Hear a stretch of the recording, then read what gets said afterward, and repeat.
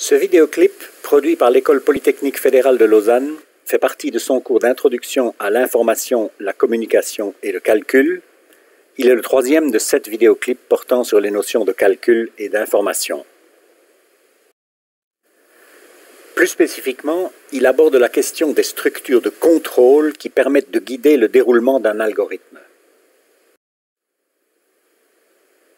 Le vidéoclip précédent a expliqué qu'un algorithme traite des données au moyen d'opérations.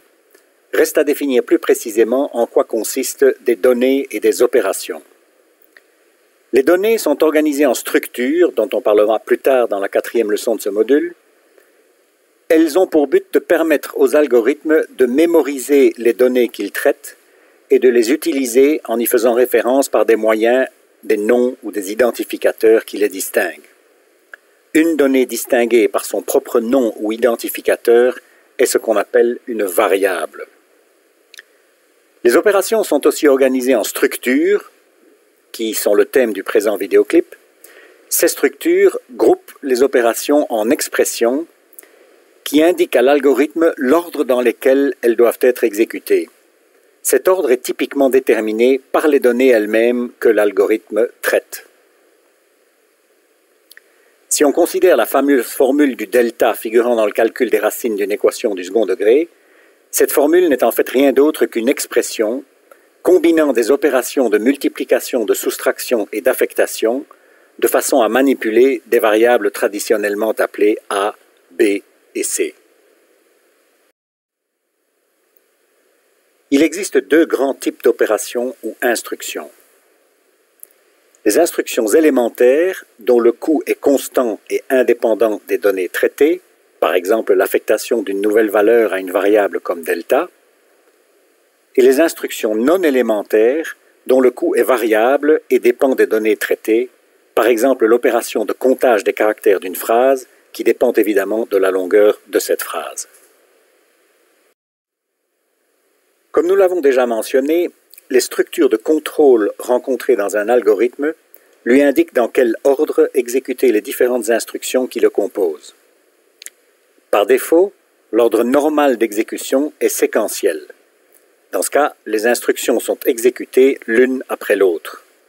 Une telle suite d'instructions séquentielles suffit pour réaliser certains algorithmes simples, par exemple le calcul du fameux delta dont nous parlions tout à l'heure, est une simple séquence de multiplication, soustraction, puis affectation de la valeur calculée à delta. En pratique, la majorité des algorithmes intéressants requièrent cependant des structures de contrôle beaucoup plus sophistiquées et non séquentielles. Des suites d'instructions purement séquentielles sont dans ce cas interrompues par des structures de contrôle qui rompent la séquentialité. Selon le point de vue, on reconnaît 2 ou 3 types de structures de contrôle capables de rompre une pure séquence de cette façon-là. Une première structure est ce qu'on appelle la structure de branchement sous condition, la seconde étant une structure en boucle répétitive avec terminaison sous condition. À ces deux structures s'ajoute souvent une structure itérative qui, comme nous le verrons, revient à une combinaison des deux structures précédentes. Un branchement conditionnel est une instruction qui rompt une séquence pure sous une condition donnée. Par exemple, comme on le voit ici, une équation du second degré admet des racines égales ou non selon que son fameux delta est nul ou non. Ceci peut s'exprimer en termes algorithmiques par une formule du style « si telle ou telle condition est remplie, alors exécutez la séquence d'instructions suivante, sinon exécutez cette autre séquence d'instructions », comme on le voit en rouge sur cette planche. Une boucle conditionnelle est une suite d'instructions séquentielles qui doit être répétée jusqu'à ce qu'une condition donnée, positive ou négative, soit remplie ou donc pas remplie. Par exemple, compter le nombre de caractères dans une phrase est clairement répétitif, puisqu'il faut totaliser une unité de plus pour chaque caractère rencontré. Mais cette répétition doit être interrompue quand on arrive en fin de phrase, ce qui peut être indiqué par une ponctuation ou tout autre caractère spécial. Ceci peut s'exprimer en termes algorithmiques par une formule du style « tant que telle condition est ou n'est pas remplie, exécutez la séquence d'instructions suivante » comme on le voit en rouge sur cette planche. Une itération est aussi une suite d'instructions séquentielles qui doit être répétée, non pas jusqu'à ce qu'une condition soit vérifiée ou non vérifiée, mais bien un nombre de fois connu ou donné a priori.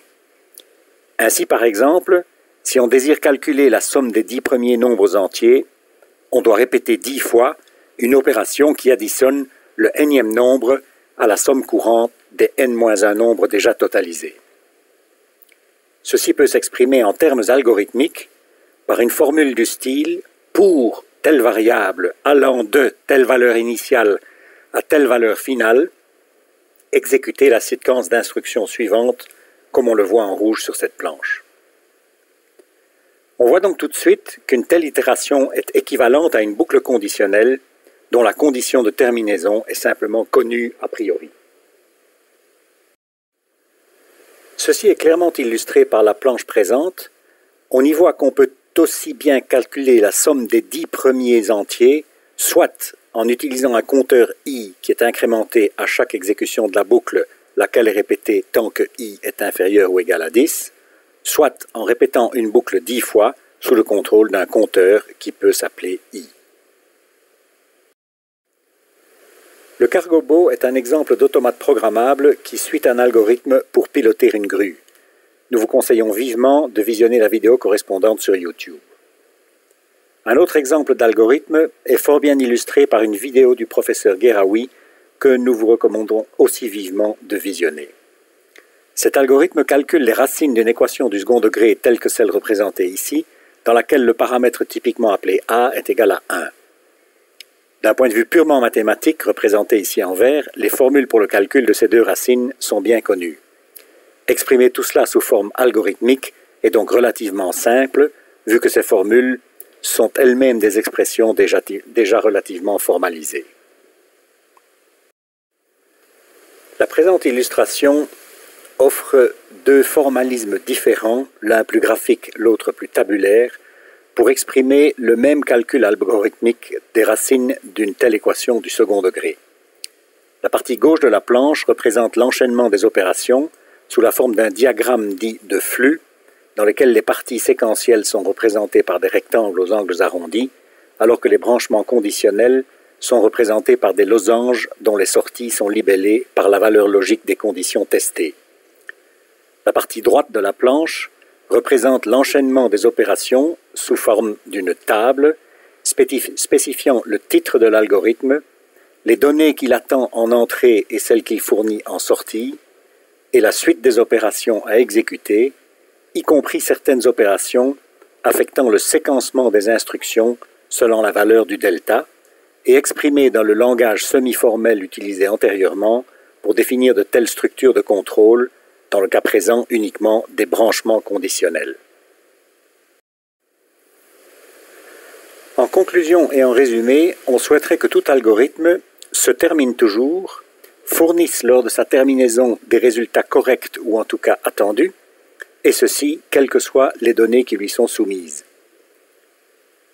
Malheureusement, on ne peut jamais vérifier ces propriétés empiriquement. Il n'est en effet pas possible de les tester pour toutes les combinaisons possibles d'entrée de l'algorithme, vu leur nombre potentiellement astronomique. On peut tout au plus tenter de les prouver mathématiquement, mais même cela n'est pas faisable dans tous les cas, et ceci souligne donc clairement combien la prudence et le soin sont de rigueur dans la conception d'un algorithme utilisable.